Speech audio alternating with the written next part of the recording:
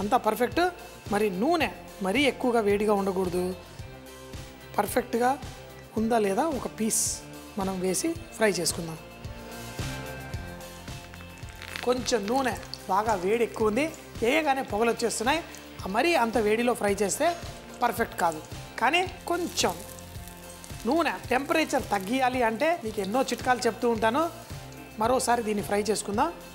దీన్ని నూనె టెంపరేచర్ మరీ వేడిగా ఉన్నప్పుడు కావాలంటే మరి కొంచెం నూనె ఇందులో వేసేసుకుంటే ఆ టెంపరేచర్ ఇన్స్టెంట్గా తగ్గిపోతుంది. మరి మనం ఇప్పుడు డైరెక్ట్గా ఫ్రై చేసేసుకోవచ్చు. దీన్ని చక్కగా మన పకోడాలు ఫ్రై చేసేసుకుందాం.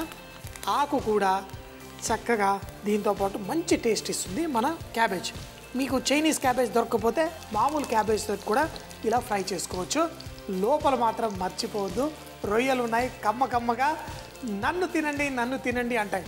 కానీ ఇవి ఉట్టి రొయ్యలతో కాదు, మీరు వెజిటేరియన్ కూడా చేసుకోవచ్చు. పన్నీర్ని కూడా చిన్న చిన్న ముక్కలుగా కట్ చేసి వేసుకోవచ్చు. ఇలా మీ ఇష్టం వచ్చిన స్టైల్లో ఈ ఆకుల మధ్య పెట్టి మనం చేసుకోవచ్చు.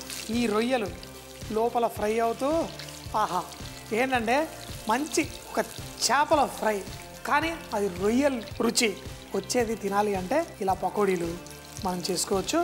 చాలా టేస్టీగా ఉంటాయి. అయితే దీనిపైన మనం కొంచెం అంత చాట్ మసాలా అవి వేసి కూడా చేయొచ్చు. అయితే మీరు మీ ఫ్రెండ్స్కి చేసి పెట్టినప్పుడు వాళ్ళకి చెప్పకండి ఏం చేశారు అని. వాళ్ళు తిని ఇక ఏంటి ఇంత టేస్టీగా ఉంది, ఎలా చేసావు అది ఇది అని మిమ్మల్ని అడగకపోతే అప్పుడు చెప్పండి. మరి మిగతావి కూడా మనం ఫ్రై చేసేసుకుందాం. ఇందులో నుంచి రొయ్యలు దాగి బయటికి వస్తున్నాయి. ముందే చెప్పాను ఇవి రొయ్యలే కాదు, మీరు కావాలంటే వెజిటేరియన్ కూడా ఇలా చేసుకోవచ్చు. చాలా టేస్టీగా ఉంటాయి రొయ్యలు క్యాబేజీ పకోడీ.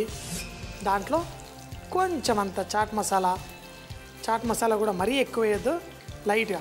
చూడండి ఇలా పెడుతుంటే ఇందులో నుంచి రొయ్యలు బయటికి తొంగి చూస్తున్నట్టు లేవు, ఎంతో సూపర్గా భలేగా ఉంటాయి.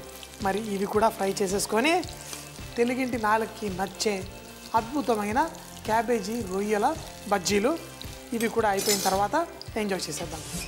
కొంచెం చాట్ మసాలా, నువ్వులు, చక్కగా అయిన మన రొయ్యల పకోడీ, అది కూడా క్యాబేజ్లో చక్కగా చాలా టేస్టీగా, చూడడానికైతే చేప ముక్కల్లా ఉన్నాయి, తినడానికి కూడా చాలా సూపర్గా ఉంటాయి. ఇది చూపించి ఎవరికైనా ఫిష్ ఫ్రై అంటే నమ్మేస్తారు. టేస్ట్ మాత్రం ఓ ఫిష్ ఫ్రై కంటే అద్భుతంగా చాలా మైల్డ్గా చాలా టేస్టీగా ఉంది. సో మరి తినేద్దామా? కొంచెం చాట్ మసాలా కూడా వేశాను. కొంచెం తక్కువ ఫ్లేమ్లో కుక్ చేసుకోండి. లోపల రొయ్యలు నన్నంటే నన్ను టేస్ట్ చేయని పలుకుతున్నట్టు ఎంతో టేస్టీగా ఉన్నాయి. ఈ బుజ్జి రొయ్యలు మనని సంతోషపెట్టడానికే బ్రహ్మాండంగా ఉన్నాయి. మరి మీరు కూడా ఈ బుజ్జి రొయ్యని బజ్జీ రొయ్య చేసేసుకోండి. అందరూ కలిసి కొంచెం రొయ్యలున్నా ఇంట్లో వాళ్ళందరూ ఎంజాయ్ చేయొచ్చు.